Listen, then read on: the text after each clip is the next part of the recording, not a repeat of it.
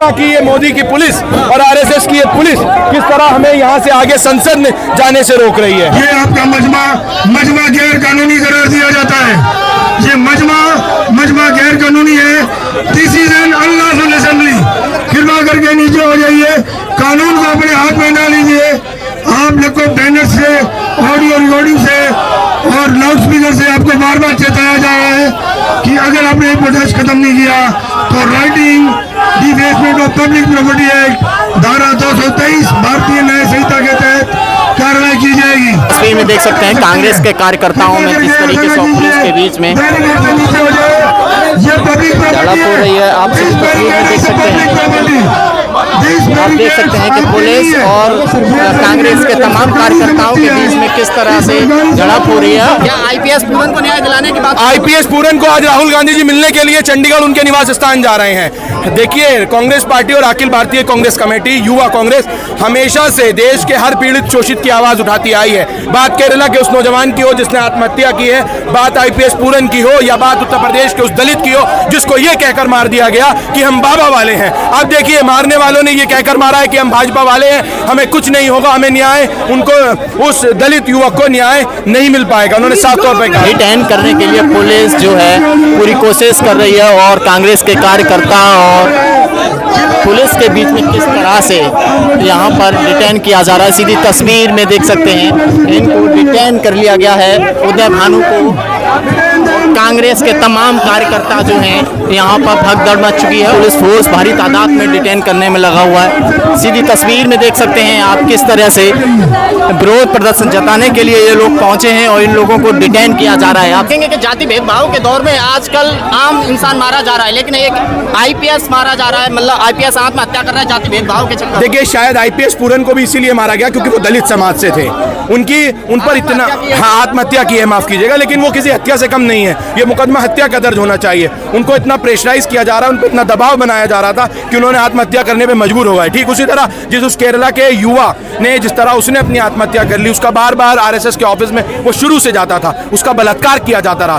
देश की संस्थाएं अब क्या कर रही हैं? कहाँ है वो तमाम संस्थाएं? ये बड़ा सवाल देश की संस्थाओं पर है। ये लोग आरएसएस और बीजेपी मुर्दाबाद के नारे लगा रहे हैं। आप लोगों को बात देखिए, पुलिस क्यों रोक रही है ये तो पुलिस बताएगी। इनके आकाओं ने इनको आदेश दिया है कि इन भारतीय युवा कांग्रेस के तमाम युवकों को जो न्याय दिलाने के लिए सड़कों पर उतरे हैं, इनको जो है वो यही बैरिकेड लगाकर रोके।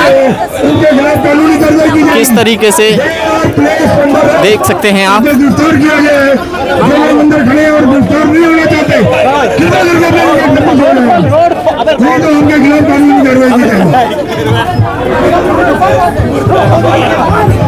आप देख सकते हैं कि पुलिस ने कांग्रेस के तमाम कार्यकर्ताओं को डिटेन कर लिया है। सीधी तस्वीर में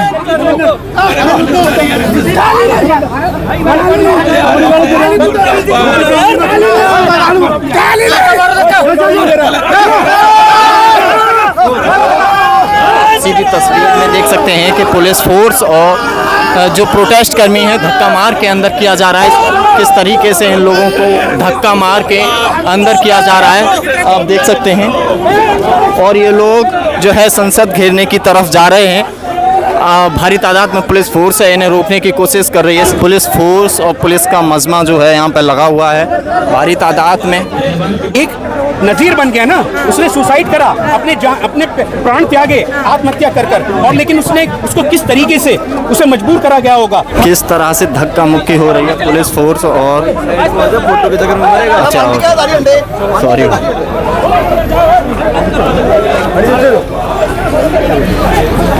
आप सीधी तस्वीर में देख सकते हैं कि इन लोगों को डिटेन कर लिया गया है और डिटेन करके बस में भर लिया गया है। देख सकते हैं कि इन लोगों को डिटेन करके बस में भर लिया गया है, तमाम कांग्रेस के कार्यकर्ताओं को।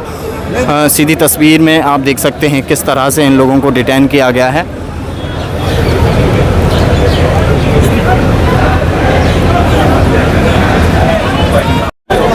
इनको डिटेन करके यहाँ से कांग्रेस के तमाम कार्यकर्ता और यूथ कांग्रेस के चीफ उदय भानु को डिटेन करके पुलिस फोर्स यहाँ से ले जा रही है। आप इस बस में देख सकते हैं भारी तादाद में पुलिस जो है यहाँ पर तैनात है। सीधी तस्वीर में देखिए कि किस तरीके से यहाँ पर पुलिस फोर्स तैनात है और जिस तरह से पुलिस का मजमा यहाँ पर लगा हुआ है, जहाँ यूथ कांग्रेस के कार्यकर्ता जो हैं प्रोटेस्ट करने के लिए आए थे। और हमारी मांग यही है कि उस नौजवान को न्याय मिलना चाहिए, आरएसएस को बैन कर देना चाहिए।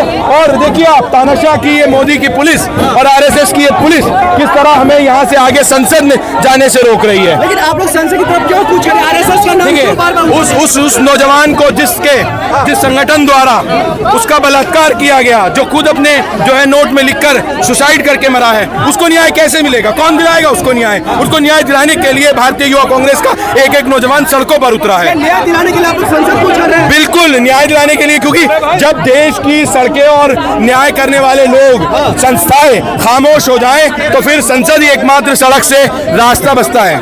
झड़प क्यों कर रहे हैं? झड़प पुलिस हमें आगे नहीं जाने दे रही है। युवाओं की बात कर रहे हैं और यहाँ पर आप जैसे युवाओं को रोक रही है। कौन से गृह मंत्री युवाओं की बात कर रहे हैं? हमेशा उन्होंने युवाओं को लाठियों से भांजा है, हमेशा उन्होंने युवाओं को लाठियां दी हैं। उन्होंने न शिक्षा दिया है, न रोजगार दिया है, हमेशा उन्होंने लाठियां दी हैं। और हमें लगता है जो हम युवा यहाँ खड़े हैं, हमें भी ये लोग अब से कुछ देर में लाठियां ही देने वाले हैं। हम लोगों को आगे नहीं बढ़ने दे रहे हैं। 100 साल पुराना है संघ, वो जश्न मना रहे हैं। देखिए वो जश्न मनाते रहें। आप जिस संगठन को, जिस संघ को देश का बहुत ही हमदर्द बताते हैं, वो अभी जब 100 साल हुए लाठी डंडे और बंदूकें लेकर सड़कों पर निकले थे। क्या ये देश के लिए जश्न की बात है?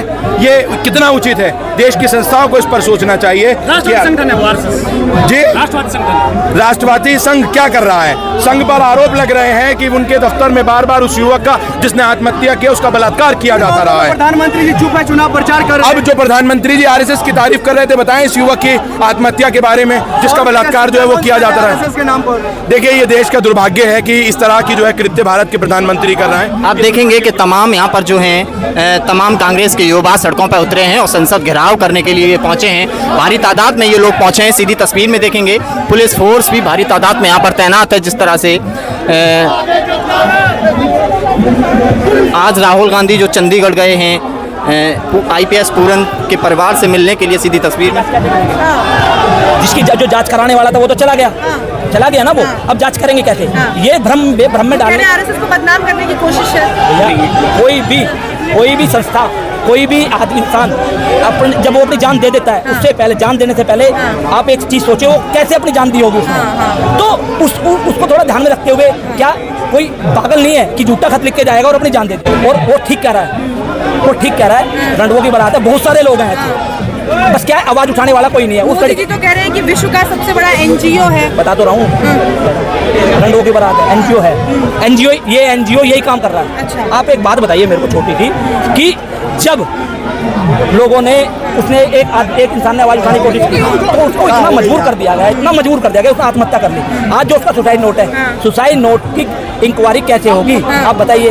कभी भी कोई भी इंसान अगर सुसाइड करता है और वो नोट लिख के जाता है, उसकी हैंड राइटिंग मिलाई जाती है। आपका कहना है कि आरएसएस को बैन कर दें? नहीं, देखिए मैं तो मांग कर रहा हूँ बैन करने की, मैं तो मांग कर रहा हूँ बैन कर दिया। क्योंकि जिस संस्था के अंदर वो, जब उसने अपने खत में लिखा है कि ऐसे और बहुत लोग हैं, वो जांच होनी चाहिए। जो प्रताड़ित हैं, जो लोग प्रताड़ित हैं, जो हमारे भाई प्रताड़ित हैं, हमारी बहनें प्रताड़ित हैं, उनके बारे में उनकी जांच होनी चाहिए। और जो इसने प्रताड़ित है, उनको बाहर निकाल के उनके बयान लिए जाने चाहिए। और जिन लोगों ने ये दुष्कर्म किया है, उन लोगों को फांसी की सजा होनी चाहिए। आरएसएस में ज्यादातर लोग जो जाते हैं, आप देखिए, वो ना तो शादी करते हैं, ब्रह्मचर्य का पालन करते हैं। ऐसे में पूरे देखा तो आपने कैसे ब्रह्मचर्य का पालन हुआ है। उस भाई के साथ दुष्कर्म होकर उसका बलात्कार कर दिया गया। आज उसको इस स्थिति में आ गया कि उसको अपने पास सुसाइड करना पड़ा। संघ बोलते हैं, मैंने बहुत लोगों को सुना, संघ सिखाता है क्या है, संघ में क्या होता है, तो बोलते हैं संघ की शाखा लगती है। वहाँ पे बताया जाता है कि देश निर्माण कैसे हो। क्या देश निर्माण ऐसे होगा? हिंदुस्तान का जो हमारा देश है, उसका निर्माण इस तरह से करते हैं। अगर ये इस तरह से देश का निर्माण करते हैं, तो ऐसी शाखा को, ऐसे संगठन को बैन कर दिया जाना चाहिए और बंद कर देना चाहिए। इसके ऊपर मैं आपको एक बात बताता हूँ, आप मेरी ये बाइट चलाएंगे अपने चैनल से, मेरे ऊपर भी मुकदमा हो सकता है, मुझे भी जेल से भेजा जा सकता है, पर मैं डरता नहीं। मैं आज हिंदुस्तान के हर उस युवा की आवाज बन के यहाँ खड़ा हूँ जिसके साथ प्रताड़ना हो रही है वहाँ पे, जिसको उन्होंने अपने सुसाइड नोट में लिखा है। सर, वो एक आनंदू को तो नहीं बचा सके लोग, उसने सुसाइड कर लिया, लेकिन जो उसने बहुत बड़ा मुद्दा उठाया है, अपनी उन लगभग 14 पेज का उसने सुसाइड नोट लिखा है, उस पूरे नोट की सुसाइड नोट के साथ क्या कुछ मांग कर रहे हैं आप लोग? और आरएसएस जो इतनी बड़ी संस्था है, जिसको प्रधानमंत्री खुद बकायदा अपने 15 अगस्त के अपने भाषण में लाल किले की प्राचीर से उसकी तारीफ करते हैं, उनका आप देख लीजिए 100 साल पूरा हो गया है, कैसे देखते हैं? देखिए, प्रधान सेवक जी महिमा मंडन करने तो आ गए थे, उनका जैसा महिमा मंडन करा वो आप देख रहे हैं। लेकिन आज उसी आरएसएस के एक युवा ने आत्महत्या कर ली है, अभी तक खामोश है। मोहन भागवत जी भी खामोश हैं और हमारे प्रधान सेवक नरेंद्र मोदी जी भी खामोश हैं। इससे क्या जाहिर होता है? इससे यही जाहिर होता है कि उसने जो एक अपना सुसाइड नोट छोड़ा है, उसने पूरे हिंदुस्तान को जगाने का काम करा।